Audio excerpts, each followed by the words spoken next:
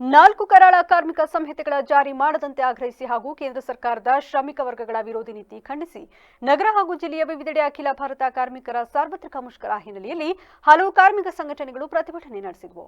ತಾಲೂಕು ಕೇಂದ್ರಗಳಲ್ಲೂ ಕಾರ್ಮಿಕರ ಮೆರವಣಿಗೆ, ಪ್ರತಿಭಟನೆ ಹಾಗೂ ರಸ್ತೆ ತಡೆ ನಡೆದರೆ ನಗರದಲ್ಲೂ ಪ್ರತಿಭಟನಾ ಮೆರವಣಿಗೆ ನಡೆದು ಆಳುವ ಸರ್ಕಾರಗಳ ವಿರುದ್ಧ ದುಡಿಯುವ ವರ್ಗ ಆಕ್ರೋಶ ಹೊರಹಾಕಿತು. ಈ ವೇಳೆ ಮಾತನಾಡಿದ ಸಿಐಟಿಯು ಜಿಲ್ಲಾಧ್ಯಕ್ಷ ಧರ್ಮೇಶ್, ಅಭಿವೃದ್ಧಿ ಹೆಸರಿನಲ್ಲಿ ಕಾರ್ಪೊರೇಟ್ ಕಂಪನಿಗಳ ಸೇವಕರನ್ನಾಗಿ ಮಾಡಲು ವೇತನ ಸಂಹಿತೆಯಲ್ಲಿ 4 ಕಾನೂನು, ಕೈಗಾರಿಕಾ ಬಾಂಧವ್ಯ ಸಂಹಿತೆಯಲ್ಲಿ 3 ಕಾನೂನು, ಔದ್ಯೋಗಿಕ ಸುರಕ್ಷತೆ, ಆರೋಗ್ಯ ಮತ್ತು ಕೆಲಸದ ಪರಿಸ್ಥಿತಿಗಳ ಸಂಹಿತೆಯಲ್ಲಿ 13 ಕಾನೂನು ಮತ್ತು ಸಾಮಾಜಿಕ ಭದ್ರತಾ ಸಂಹಿತೆಯಲ್ಲಿ 9 ಕಾನೂನು ಸೇರಿದಂತೆ ಒಟ್ಟು 29 ಕಾನೂನುಗಳನ್ನು 4 ಸಂಹಿತೆಗಳಲ್ಲಿ ರೂಪಿಸಲಾಗಿದೆ. ಇದನ್ನು ಕೂಡಲೇ ಕೈಬಿಡಬೇಕು ಎಂದು ಆಗ್ರಹಿಸಿದರು. ಇವತ್ತು ಇಡೀ ದೇಶಾದ್ಯಂತ ಎಲ್ಲ ಕೇಂದ್ರ ಕಾರ್ಮಿಕ ಸಂಘಟನೆಗಳು ಅಖಿಲ ಭಾರತ ಮುಷ್ಕರಕ್ಕೆ ಕರೆ ಕೊಟ್ಟಿದ್ದಾರೆ. ಸಾರ್ವತ್ರಿಕ ಮುಷ್ಕರ ಇದು.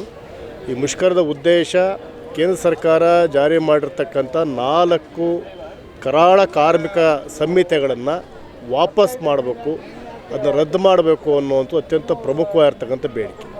ಕಾರಣ ಇಷ್ಟೇ, ಆ 4 ಕರಾಳ ಕಾರ್ಮಿಕ ಸಂಹಿತೆಗಳು ಅಂತ ಯಾಕೆ ಹೇಳ್ತೀವಿ ಅಂತ ಹೇಳಿದ್ರೆ, ಅದು ಸಂಪೂರ್ಣವಾಗಿ ಕಾರ್ಮಿಕರಿಗೆ ವಿರುದ್ಧವಾಗಿದೆ. ಅವರಿಗೆ ಸಂಘ ಕಟ್ಟುವಂಥ ಹಕ್ಕು ನಿರಾಕರಿಸುತ್ತೆ, ಅವರ ಚೌಕಾಶಿ ಹಕ್ಕು ನಿರಾಕರಿಸುತ್ತೆ, ಅವರಿಗೆ ಕನಿಷ್ಠ ವೇತನ ಹಕ್ಕು ನಿರಾಕರಿಸುತ್ತೆ, ಅವರಿಗೆ ಕೈಗಾರಿಕಾ ವಿವಾದನ ಸ್ಥಾಪನೆ ಮಾಡಲಿಕ್ಕಾಗೋದಿಲ್ಲ, ಮತ್ತು ಕಾರ್ಮಿಕ ಇಲಾಖೆಯನ್ನೇ ಅಪ್ರಸ್ತುತ ಮಾಡ್ತಕ್ಕಂಥ ಕಾರ್ಮಿಕ ಸಂಹಿತೆಗಳವು.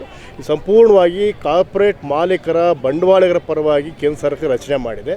ಹಾಗಾಗಿ ಕಾರ್ಮಿಕರನ್ನ ಮತ್ತಷ್ಟು ಗುಲಾಮರು ಮಾಡಲಿಕ್ಕೆ ಹೊರಟಿರ್ತಕ್ಕಂಥ ಈ ಕಾರ್ಮಿಕ ಸಂಹಿತೆಗಳನ್ನ ಸಂಪೂರ್ಣ ವಾಪಸ್ ಪಡೆಯಬೇಕು. ಪ್ರತಿಭಟನೆಯಲ್ಲಿ ಐಟಿಯುಸಿ ಜಿಲ್ಲಾಧ್ಯಕ್ಷ ಎಂಸಿ ಡೋಂಗ್ರೆ, ಮಧು, ಜಿಲ್ಲಾ ಪ್ರಧಾನ ಕಾರ್ಯದರ್ಶಿ ಎಂಬಿ ಪುಷ್ಪ, ಅಂಗನವಾಡಿ ಕಾರ್ಯಕರ್ತೆಯರ ಸಂಘದ ಜಿಲ್ಲಾಧ್ಯಕ್ಷೆ ಎಸ್ಎನ್ ಲಕ್ಷ್ಮಿ ಸೇರಿದಂತೆ ಮೊದಲಾದವರು ಹಾಜರಿದ್ದರು.